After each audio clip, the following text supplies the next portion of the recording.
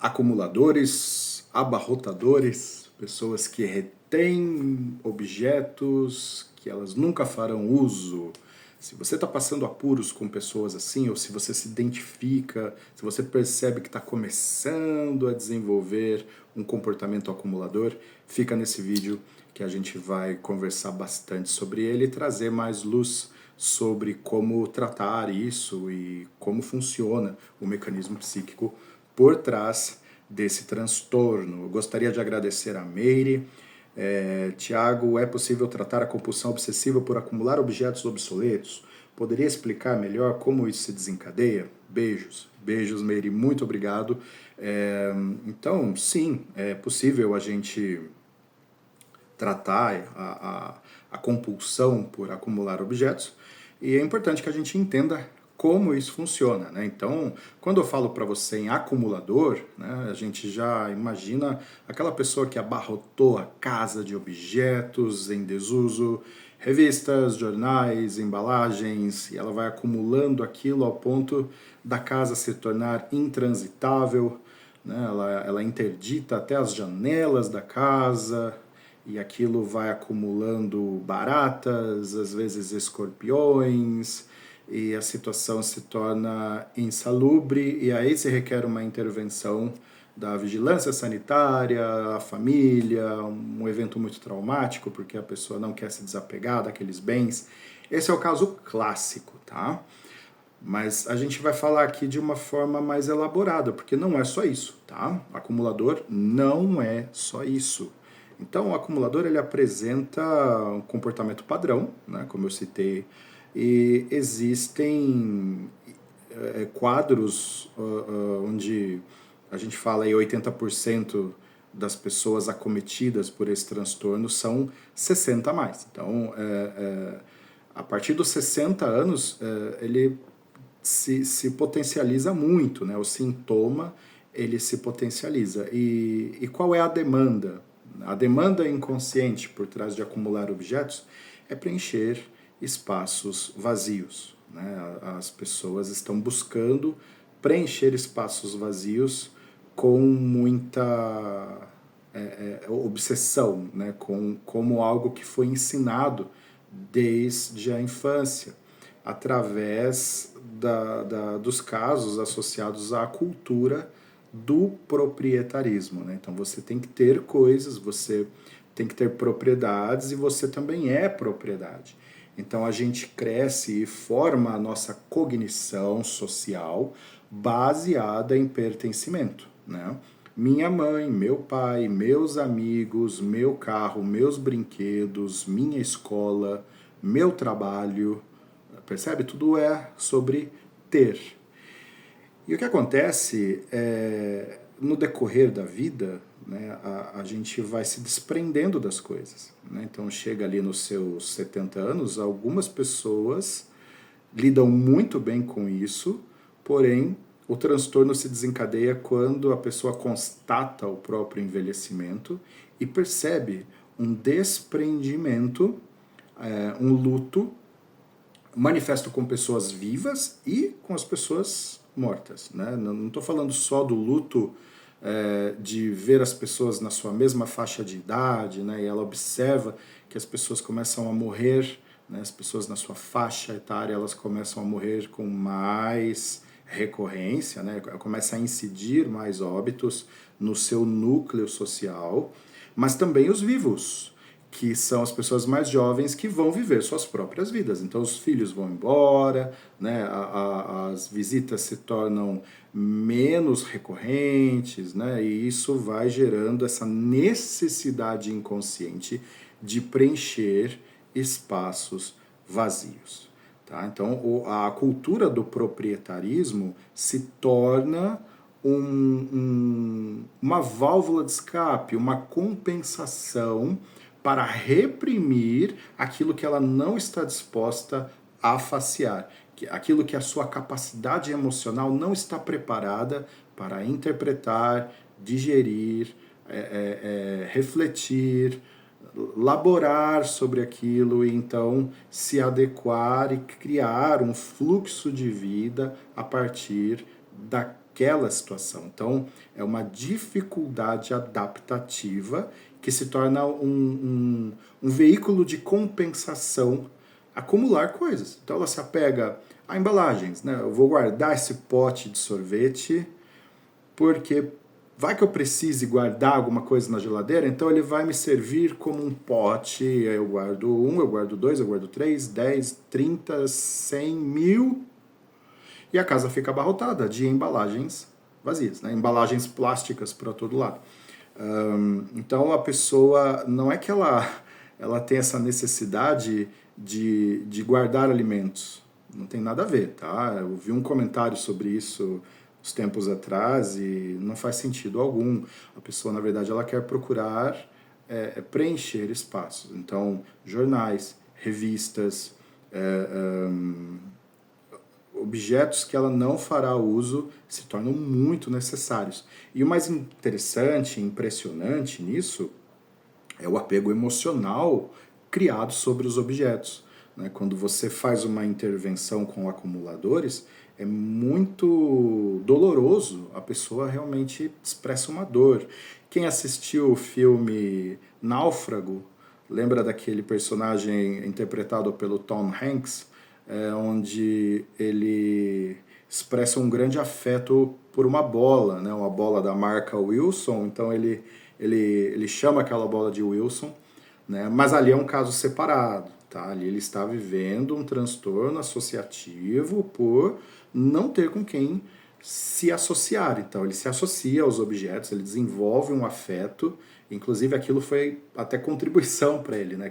Aquilo ajudou ele a superar a solidão, né? Um mecanismo natural do homem se envolver com objetos, né? E isso pode se tornar até algo com camadas espirituais, né? A pessoa se apega a uma estátua e ela reza para aquela estátua, e isso a gente pode conversar mais em outro vídeo. Mas aqui o caso é um acúmulo de objetos que representam um gatilho emocional onde existe um gozo inconsciente, existe um prazer em reter aquilo. Né? Então a pessoa vai desenvolvendo esse ganho, né? essa propriedade sobre objetos, né? a catança de objetos, né? Alguns saem para as ruas para pegar coisas, né? Ele vê um objeto no chão que ele nunca vai usar, muitas vezes o objeto está quebrado, mas ele se abaixa, pega e ele tem um prazer ali, né? Naquele momento há uma dopamina gerada em preservar aquilo, né? O precioso, né? Um bem, aquilo é um bem.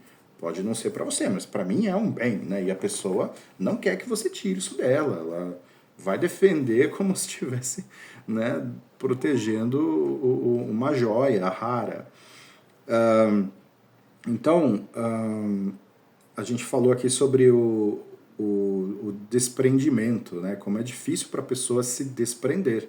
Então, essa é a intervenção, né? A nossa abordagem é sobre o desprendimento, né? Tratar o que ficou ao longo da vida procrastinado, um assunto que a pessoa não quer tratar. Eu não quero lidar com a morte, eu não quero lidar com a ausência, eu não quero lidar com separações. Então eu vou empurrando isso, né? Lá na frente eu lido, eu vou procrastinando.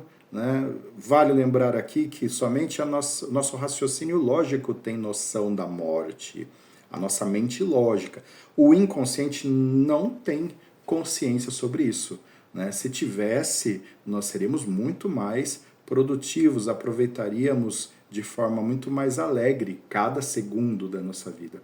Mas a gente não percebe isso. Inconscientemente nós acreditamos que somos imortais. Né? Então a gente vive a vida como se tivéssemos dias infinitos para despender com coisas frustrantes, com sofrimento, com dor, com tristeza, com intriga, sendo que, né, não é um dia a mais vivido, é um dia a menos na sua contagem. Né? Então, quando a pessoa se depara com o fenômeno de constatação do envelhecimento, pode desencadear esses gatilhos de retenção.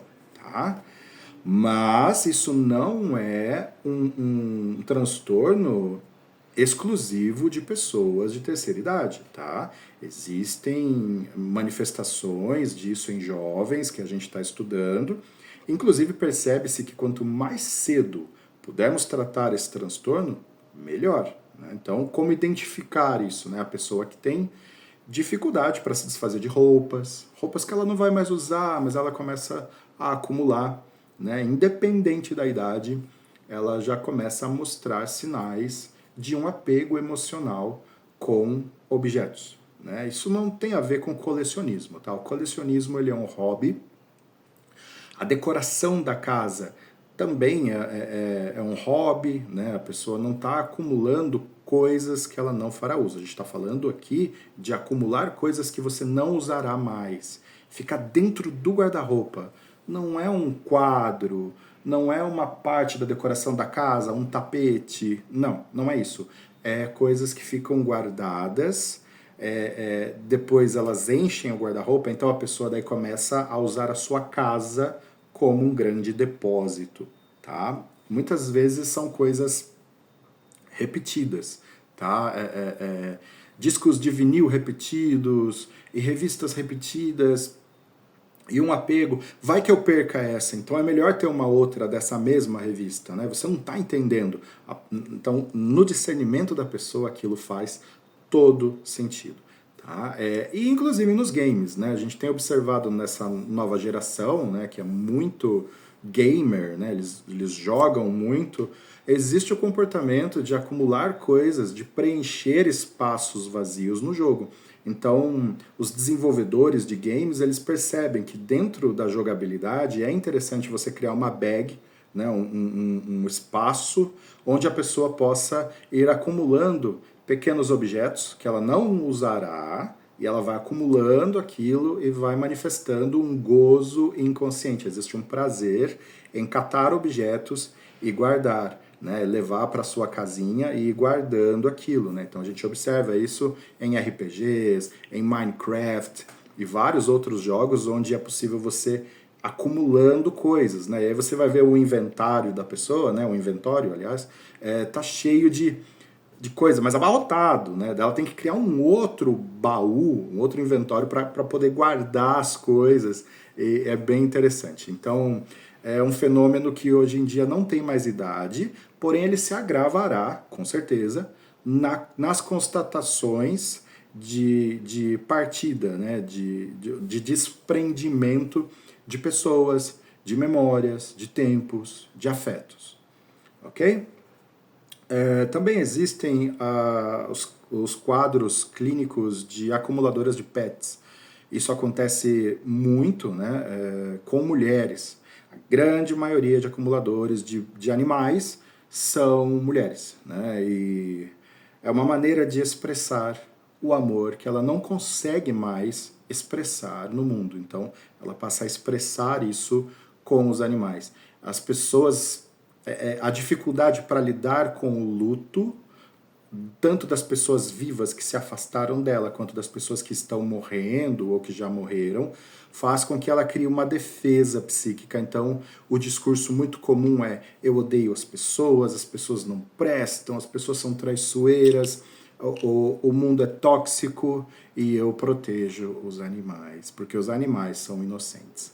Né? E sim, nós temos muitos animais precisando de ajuda, isso é muito louvável, é um comportamento muito nobre do ser humano.